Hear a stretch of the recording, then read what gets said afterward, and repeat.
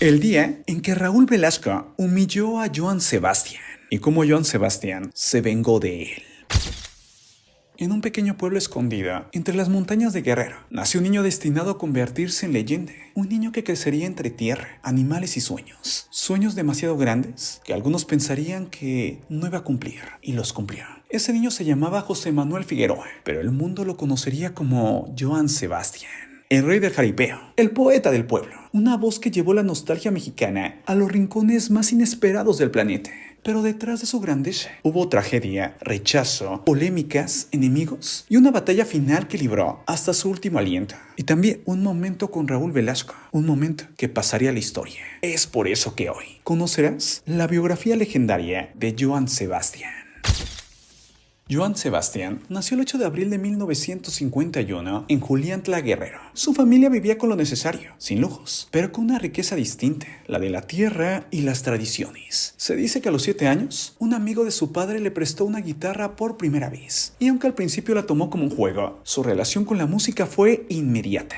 La guitarra se volvió su compañera, su refugio, su escape. Su adolescencia lo llevó al seminario, quería servir, quería encontrar un sentido, pero allí descubrió una verdad más fuerte. Su verdadera vocación no estaba en los templos, sino en las canciones. A finales de los 60, Joan llegó a la Ciudad de México buscando cumplir un sueño, grabar su primer disco. El camino fue duro, había días donde no tenía ni para comer, dormía donde podía y visitaba disqueras que ni siquiera lo dejaban entrar, pero su inspiración no se apagó. En 1972, finalmente consiguió grabar su primer álbum, Pedro Parrandas. Aún no usaba su nombre artístico, aún nadie lo conocía, pero ya estaba sembrando lo que sería una carrera legendaria. Fue hasta 1977 cuando decidió cambiar su nombre artístico a Joan Sebastián. Joan por su admiración a San Juan y Sebastián por un mártir que él consideraba símbolo de fortaleza. El nombre estaba listo, el artista estaba listo, pero el mundo todavía no. Durante finales de los 70 y a principios de los 80, Joan Sebastián mezcló ritmos pop, baladas y ranchero. Su voz nasal auténtica, llena de dolor, empezó a destacar, pero su verdadera explosión llegaría al definir su estilo ranchero romántico, acompañado de mariachi, banda y norteño.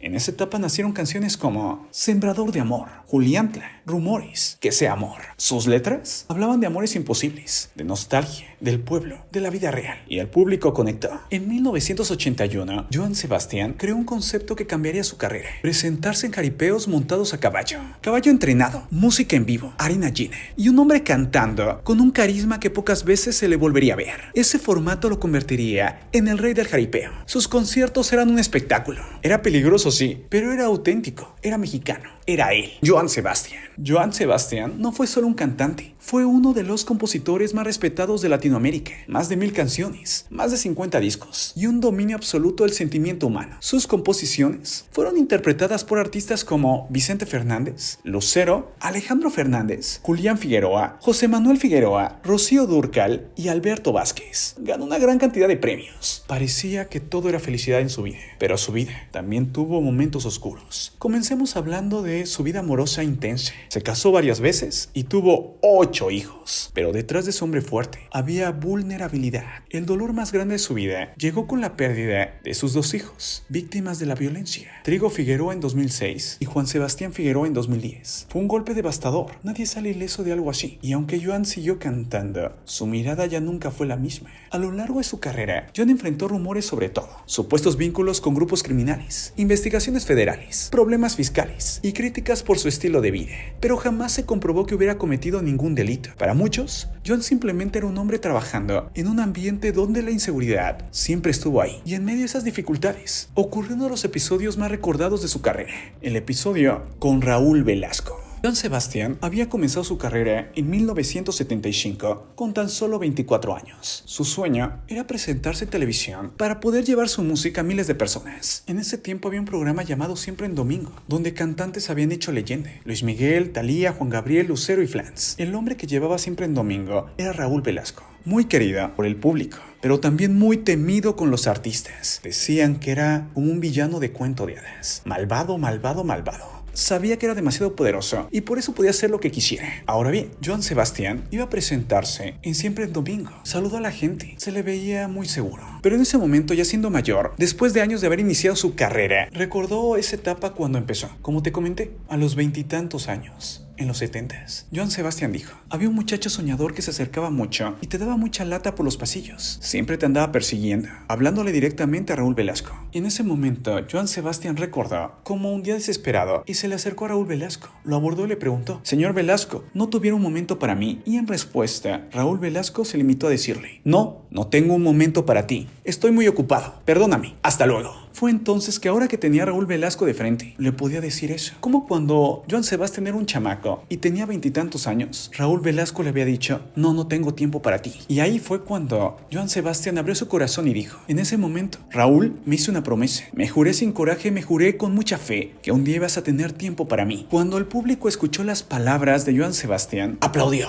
Pero Joan Sebastián, en su gran humildad y grandeza, no humilló a Raúl Velasco como tal vez de joven Raúl Velasco sí lo había humillado. Al contrario, estrechó su mano y diciendo como: no te preocupes, lo hice por mí y mira, estoy aquí, lo que tanto quería, presentar mi música ante miles de personas. Lo logré y no fue gracias a ti. Raúl Velasco, al darse cuenta de lo que había pasado, le pidió perdón. Le dijo: permíteme que te pida perdón, porque muchas veces uno no abre su corazón y está receptivo a las personas precisamente por las ocupaciones. Pero no podemos estar tan ocupados como para cerrar el corazón a un ser humano. Al final, Raúl Velasco tuvo que pedir disculpas, ya sea obligado, ya sea de corazón, pero lo hizo. En cambio, lo único que hizo Joan Sebastián fue recordar el momento y decir: mire, lo logré. Pero ni siquiera a Raúl Velasco, sino más bien a su yo del pasado, a su yo joven, el cual se le había roto el corazón por lo que vivió con Raúl Velasco, pero en vez de caer derrotado, dijo: un día Raúl Velasco se va a dar cuenta de lo que valgo, y esto no es importante para Raúl, sino más bien para mí, y lo logré.